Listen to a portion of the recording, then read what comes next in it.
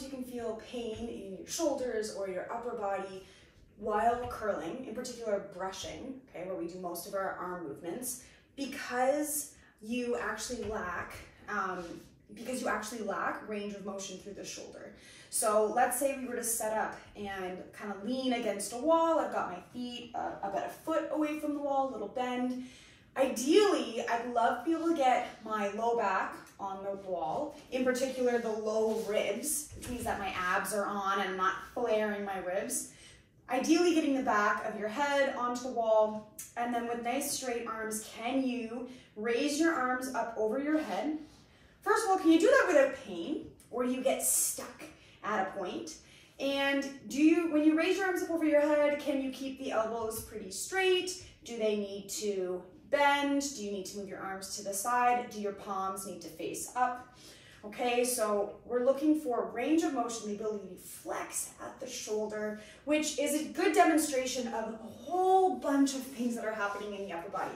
The upper body is quite complicated, so I'm trying to keep it really simple here. Let's say no pain, no pain, no pain. All of a sudden you have pain or discomfort, or you lack range of motion somewhere in this window here, from kind of like chest line to just above my head, okay? So we struggle to get into this position for one reason or the other, okay? Think about when you're brushing, in particular the down arm, okay? It's not a push, a horizontal push. We're pushing and supporting our body. Our broom ideally has a little bit of an angle. It's not going to be perpendicular to the ground. So we're going to get into this position where we are slightly, okay, so here is just above that chest line, that bra strap line, okay, and we're moving the arm up and down. But if we're against the wall here and you experience pain somewhere in the upper body, low back even, you're limited here in this forward flexion, you have pain or you can't do it, execute that movement without compensating, so opening up to the side, turning the arms, etc. Then I'm not surprised if you have some pain in the shoulders when sweeping. The top arm, it's a little bit different. We're diving into another little rabbit hole there, but it could be the same idea. What's causing you to lack that range of motion through the lats, through the shoulder, what's causing you to get into a place where your shoulder blades can't move nicely along your rib cage, might be contributing to why the top arm hurts as well. So thinking about it as a recap, if I struggle or have pain or compensate when doing some form of shoulder flexion test, especially in this bra strap line to just above my forehead where we might be brushing, I'm not surprised you might have pain while you're sweeping, because depending on what position you're in, you might be getting a little bit of an overhead exercise there. So a couple of things that need to happen. One, we need to help gain more expansion through the backside of the rib cage. Okay, so you might be pretty compressed there. You might be really stuck in kind of that era, and I've been there too, where you think, okay, I need to pinch the shoulder blades together nice and tight. I need things to be tight. I need to puff the chest up, meaning you flare the ribs, you lengthen the abs. We've talked about that before. Or we've just caused a lot of compression through the backside, which is going to limit, so if you try this, really tightening everything back there and then trying to move your arms, I really can't go any further. So it could be muscle tightness, it could be just lack of ability to expand into the backside. So we could do exercises like I've done before, where we're doing a bit of a rock back position. So getting yourself into a tabletop and dropping down onto your forearms. Okay, kind of getting myself into this mid-reach range.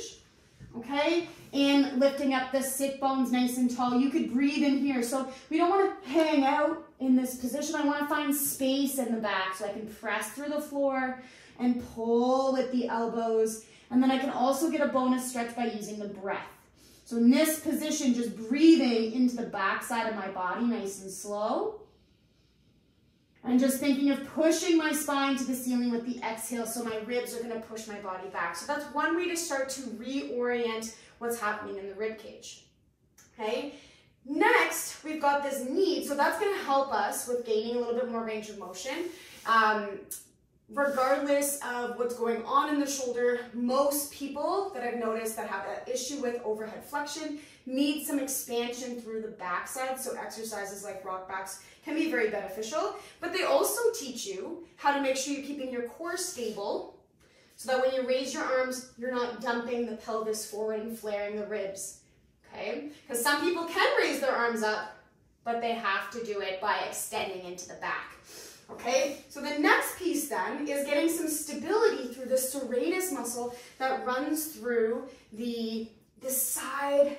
Essentially this muscle, you can see it on a bodybuilder, they look like little fingers under their armpit, under their bra line, and they wrap all the way back and grab onto your shoulder blade and help wrap the shoulder blade and keep it on your ribs. So it's a stabilizer muscle. So often we have rotator cuff issues because that serratus anterior muscle is not doing its job, or we haven't taught it how to do its job, or it's forgotten how to do its job, or likely just something else is being overused, or we're just, of course, overusing those tight muscles in the back.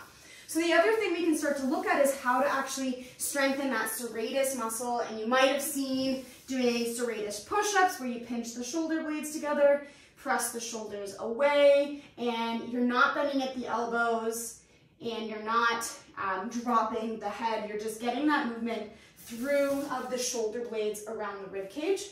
So we need to figure out a way to keep that muscle nice and strong. And one of the ways that we can do that when we're doing any type of, we can do this on a table, you can do this on a wall, any type of bent row or exercise where you're pushing down.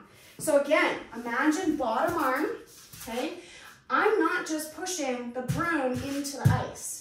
I'm also pushing my body away, and when I'm pushing my body away, I'm getting a chance to use that serratus. Whereas if I push up and away, it's the traps, the upper traps. So we really want to get this ability to externally rotate and support the scapula there. So that even just getting into a brushing plank and making sure you're not just pushing down, you're also pushing your body away. We're looking for that muscle in here. So anytime you do some sort of rowing exercise, so if I had my rowing exercise, let's say I'm in a tabletop, I don't have my little table here for me, okay? You can of course do this in a tabletop, but any form of rowing exercise, thinking of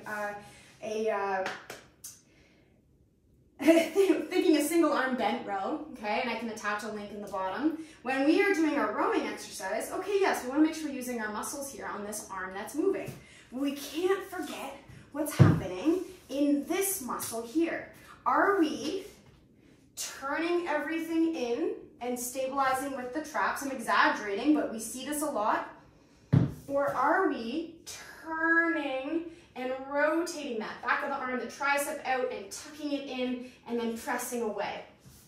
Okay, so getting that press away while I'm doing this row is helping to use that stabilizing serratus muscle, so that when I am moving that bottom arm, it's coming from a place of strength. I'm stabilizing the scapula. It's going to allow me to move my arm and get a little bit more range of motion. So we've got a bunch of different things that we can look at so far. Expansion through the back, working on those serratus muscles, okay, making sure when we are doing those rows that it's not a straight up and overusing those traps. It's pulling back towards that back pocket.